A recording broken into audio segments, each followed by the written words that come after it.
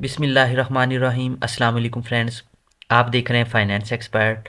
आज की इस वीडियो में डिस्कस करेंगे कि एडजस्टेबल टैक्सेस कौन से होते हैं, एडजस्टेबल में और फाइनल टैक्स में क्या डिफरेंस होता है। तो चलें स्टार्ट करते हैं। फ्रेंड्स, जो एडजस्टेबल टैक्सेस होते हैं ना आपके, ये जब आप अपनी रिटर्न फाइल करते हो तो आप इसको क्लेम कर सकते हो।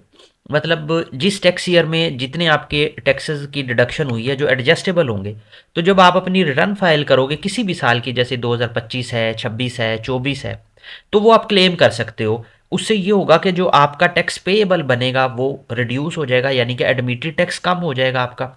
इसके अलावा अगर आपका एडमिटेड टैक्स नहीं बन रहा होगा, जब आप अपने ये एडजस्टेबल टैक्सेस डालोगे तो आपका रिफंड शो हो जाएगा। ठीक है, रिफंड मिलना या ना मिलना वो तो एक अलग टॉपिक है, लेकिन आपका सिस्टम में रिफंड आ जाएगा कि जी आपका टैक्स गवर्नमेंट के पास चला गया है।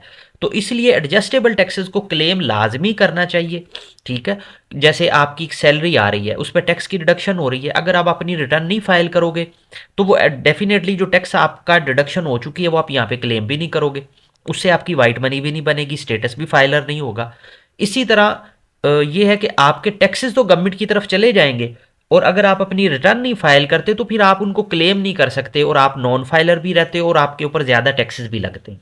तो एडजस्टेबल टैक्सेस जो है ये आपने अपनी रिटर्न फाइल करने से पहले लाजमी चेक करने हैं, तो उसको आपने क्लेम भी करना होता है। ये आप यहाँ पे आएंगे ना टैक्स चार्जेबल पेमेंट वाली सेक्शन में, तो ये देखें एडजस्टेबल टैक्सेस की एक पूरी लिस्ट बनी होती है। ये इंपोर्ट के टैक्सेस तो बिजनेस पर्सन के लिए होते हैं। ठीक है, ये देखें सैलरी का, जो आपकी सैलरी के ऊपर टैक्स कटेगा वो आपने यहाँ पे लिखना होता है। ठीक है, ये यहाँ पे आपकी पूरे साल की, फ़र्ज़ की हम कहते हैं जी पूरे साल की ये सैलरी थी जो सर्टिफिकेट आपको एम्प्लॉयर देगा।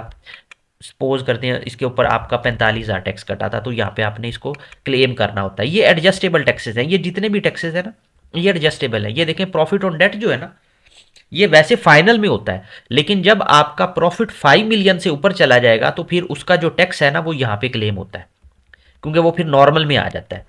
इसी तरह ये आप जो है ना payment for goods under section 153, इसके अंदर ये है कि आपने किसी को सप्लाई की और उसने आपका टैक्स विद हेल्ड किया अंडर सेक्शन 153, 1%, 1.5%। ठीक है, इंडिविजुअल के लिए तो ये जो है इंडिविजुअल अगर आप हैं तो ये एडजस्टेबल होगा।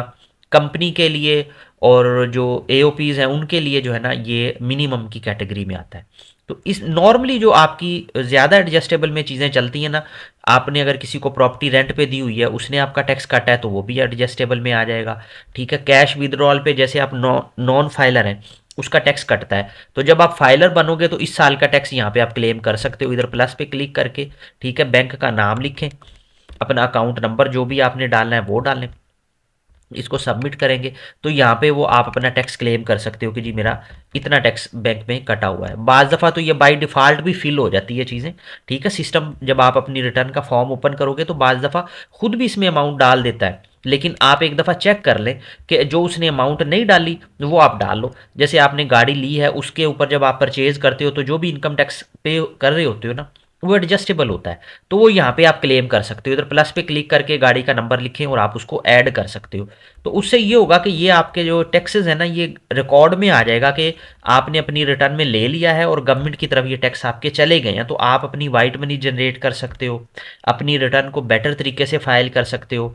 ठीक है, इसी तरह ये देखें टेलीफोन का बिल है उसके ऊपर भी आपका इनकम टैक्स होता है, मोबाइल फ़ोन के ऊपर भी प्रीपेड पे ऊपर जो टैक्स होता है वो भी आप यहाँ पे क्लेम कर सकते हो।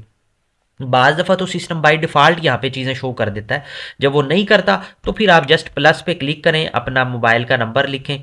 ठीक है, इसमें कंटेंट में कुछ भी लिख दें, जैज़ की है सिम आपके पास, किसी भी जो भी नेटवर्क यूज़ कर रहे हो, बस आपने एक यहाँ पे सिर्फ फिल करना होता है। तो असल मेन चीज़ ये आपने यहाँ पे वो अमाउंट लिखनी है।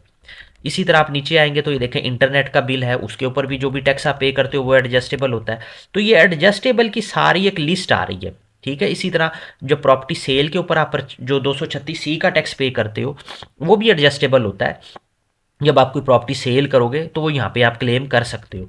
ठीक है, इसी तरह ये आप नीचे आप देखें ना वन बाय वन, तो ये सारे टैक्सेस आपको नज़र आ जाते हैं जो कि आपके एडजस्टेबल होते हैं। ये 236Y का टैक्स होता है, ये आजकल आप देख रहे होगे अक्सर आप फेसबुक पे कोई पैकेज लेते हो, ऐड चलाते हो, तो ये उसका टैक्स कट रहा होता है, तो अक्सर तो एंट्री यहीं पे आ जाती है, लेकिन ना यहाँ पे ना आए तो ईयर एंड पे जब आप अपनी रिटर्न फाइल करो तो वो यहाँ पे आप अपना टैक्स क्लेम कर सकते हो। तो ये जो एडजस्टेबल टैक्सेस होते हैं इनको क्लेम करने का फ़ायदा ये होता है कि हमें नया टैक्स पे नहीं करना पड़ता, हमारी लाइबिलिटी कम हो जाती है। तो आपने अगर डिटेल देखनी है कि कौन कौन से टैक्स होते हैं तो ये सारे देखें, ये एडजस्टेबल के साथ ये पूरी लिस्ट बनी हुई है।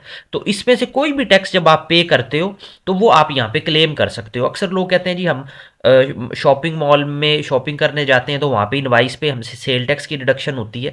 वो जो सेल टैक्स होता है ना वो एडजस्टेबल नहीं होता, वो आपकी कॉस्ट ही होती है। हाँ, जहाँ पे इनकम टैक्स आप पे कर रहे हो किसी भी जगह पे, ये देखें ये सारी चीज़ें यहाँ पे लिखी हुई हैं, इनकम टैक्स आप कहीं पे भी इधर पे कर रहे हो तो वो आप क्लेम कर सकते हो और वो एडजस्टेबल टैक्स होता है। आप किसी भी टॉपिक पे टैक्स से रिलेटेड आप वीडियो देखना चाह रहे हो तो प्लीज़ मुझे कमेंट में ज़रूर बताइएगा। अपना बहुत ज़्यादा ख्याल रखिएगा। Thank you. अल्लाह हाफिज़।